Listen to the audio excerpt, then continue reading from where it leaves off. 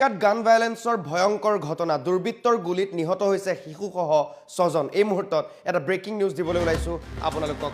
এখন বিদ্যালয়ত হোৱা গুলি চালনাত আমেৰিকাত শিশুসহ নিহত হৈছে ৬জন ৩জন শিশু আৰু ৩জন বয়োজ্যেষ্ঠ লোকৰ মৃত্যু হোৱাৰ খবৰ আহিছে আৰক্ষীৰ গুলিত নিহত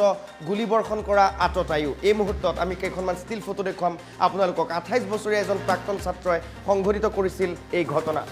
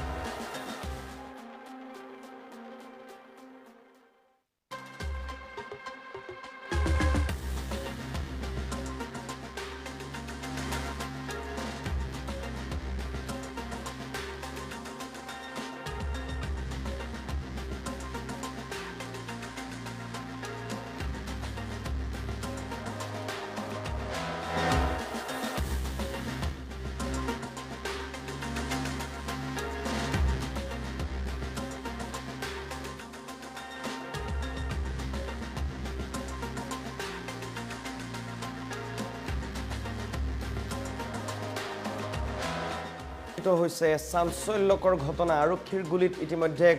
আততায়ী নিহত হোৱা বুলি জানিব পৰা গৈছে ২৮ বছৰীয়া এজন প্ৰাক্তন ছাত্ৰই সংঘটিত কৰিছিল এই চাঞ্চল্যকৰ ঘটনা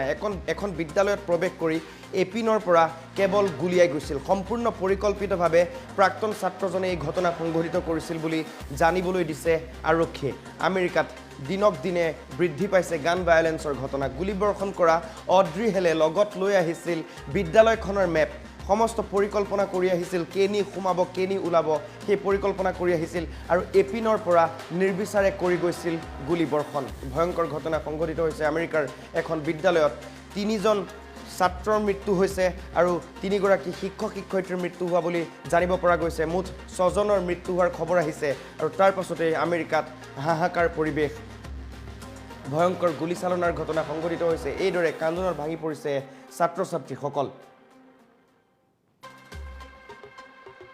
২০২০ৰ এক তথ্য অনুসৰি আমেৰিকাত শিশু আৰু কিশোৰৰ মৃত্যুৰ অন্যতম কাৰণ আছিল গান ভায়োলেন্স কিন্তু এই গান ভায়োলেন্সৰ যি ঘটনা অস্ত্ৰহিংসাৰ যি ঘটনা সেই ঘটনা যেন ৰোধ কৰিব পৰা নাই আমেৰিকা চৰকাৰ প্ৰশাসনে পুনৰ সংঘটিত হ'ল এটা ভয়ংকৰ চাঞ্চল্যকৰ ঘটনা এপিনৰ পৰা আততায়ীয়ে গুলি চলাই গ'ল এখন বিদ্যালয়ত ৬জনৰ মৃত্যু হ'ল